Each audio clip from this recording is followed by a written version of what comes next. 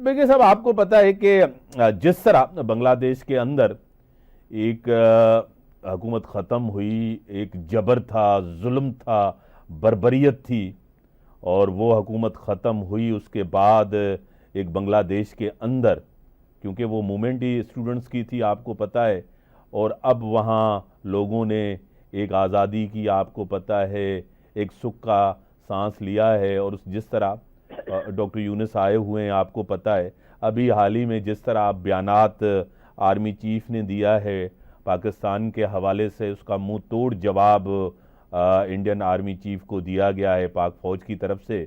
क्या कहेंगे इसके हवाले से, जो एक बड़ी तब्दीली आ रही है, आपको पता है कि बांग्लादेश के अंदर एक बड़ी रियलाइजेशन है कि इंडिया के हवाले से उसकी मुदाखलत जो हुई है, क्या कहेंगे?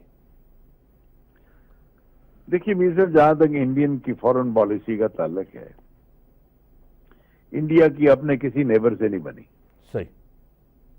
जबकि जो पार्टीशन प्लान था उसमें थिंकिंग यही थी कि ये दोनों लड़ती, इतने फसादात हुए थे 1936 से लेके 46 तक, को ख्याल यही था कि ये दोनों अलग अलग बने और ये आराम से रहे अपने अपने मुल्कों में।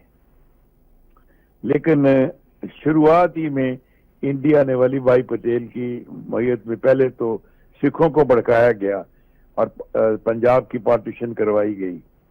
फिर उसके बाद फ्रंटियर में भड़काया गया, रेफरेंडम करवाया गया। फिर उसमें कश्मीर के महाराजा करण सिंह को इन्होंने वरगलाया और एक एग्रीमेंट जो कायदे आजम के साथ हो चुका था उसको तोड़वा के एक्सेशन करवाई गई। तो बांग्लादेश का जो सिलसिला है, ये इसकी असास तो देखिए 1906 में है, बनी थी जब बंगालियों ने एक जबरदस्त जद्दोजहद के बाद ईस्ट बंगाल और वेस्ट बंगाल की पार्टीशन करवाई थी। सही। जो कि 1912 में लॉर्ड कर्जन के जमाने में हिंदुओं की प्रोटेस्ट की वजह से खत्म हुई, और जिसकी बुनियाद के ऊपर इन्होंने वंदे मातरम बनाया। और फिर उसके बाद दो नेशन थ्योरी का शुरू हुआ जिक्र। तो बात यह है कि ये जो एक्चुअल जद्दोजहद है पाकिस्तान की, वो तो बंगालियों ने की थी। मुस्लिम लीग की बुनियाद भी ढाका में 1906 में पड़ी थी।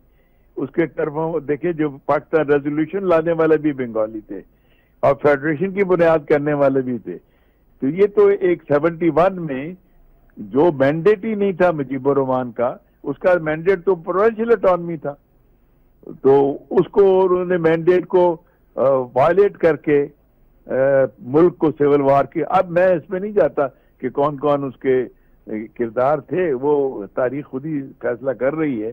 लेकिन बात यह है कि बांग्लादेश जो है अपनी असास की तरफ वापस आया है, कोई नई बात नहीं है इसमें।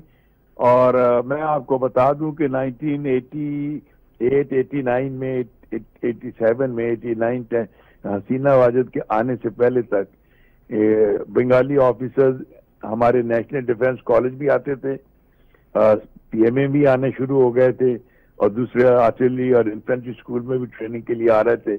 लेकिन फिर ये सिलसिला बंद हो गया हसीना वाजिद के आने के बाद, और फिर इवेंचुअली वो जो हालात बने वो आपके पास ही हैं। तो Bangladesh was virtually being run and controlled by raw.